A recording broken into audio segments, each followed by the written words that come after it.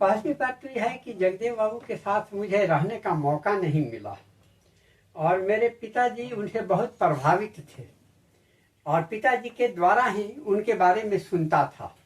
और मेरे पिताजी इतने प्रभावित थे कि एक घटना मैं आपको बता रहा हूँ कि उस दौर में जगदेव प्रसाद जहाँ भी जाते थे तो वे राजनीति के साथ साथ ब्राह्मणवाद पर भी चोट करते थे और अपनी सभाओं में वे रामायण जलवाते थे और जनेऊ तोड़वाते थे। यह एक अभियान था उनका।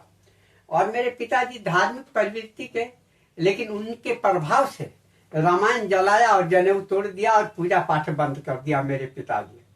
तो मैं पहली बार अपने पिताजी से ही उनके बारे में जानता था। बाद में जेपी मूवमेंट जब शुरू हुआ 74 में, तो मैं उस आंदोलन में सक्रिय हो गया।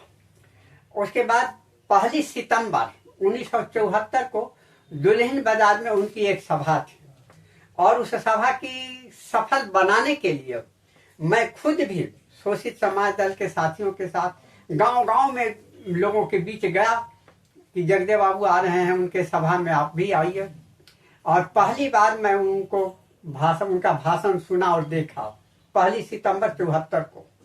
और मैं उस दिन से अपने को कहिए कि उनके दल के साथ अपने को जोड़ लिया सक्रिय। और 5 सितंबर को बिहार में हर ब्लॉक पर प्रदर्शन था। उस प्रदर्शन में मैं भी पालीगंज में हिस्सा लिया और गिरफ्तारी हुई और उसी दिन कुर्था में उनकी शहादत हुई, उनकी हत्या हुई। जगदेव प्रसाद ने आरक्षण की लड़ाई नहीं लड़ा। इन्होंने कहा कि 100 में 90 शोषित हैं, 90 भाग हमारा है, धन, धरती और राजपाट में 90 भाग हमारा है। यानी संसदीय रास्ते से चलते हुए इन्होंने हर तंत्र पर काबिज होने का आंदोलन शुरू किया। अगर उनकी हत्या नहीं होती तब वे सीधा, उनकी लड़ाई तो हर तंत्र पर काबिज होने की लड़ाई होती ना, नौकरशाही में, अदालतों में, नौकरियों में, मैंने हर क्षेत्र में, आर्थिक मामले में, सामाजिक मामले में, शिक्षण के क्षेत्र में, हर क्षेत्र में। तो एक विकल्प था जो अब विकल्प खत्म हो गया। आज कोई विकल्प नहीं है।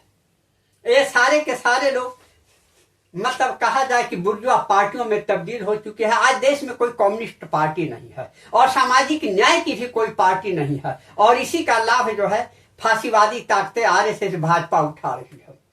जब क्रांतिकारी ताकतें मैदान में नहीं रहती है तो फांसीवाद का विकास स्वाभाविक है और आज वह काबिज हो चुका है और उसका ये लोग मुकाबला नहीं कर पाएंगे।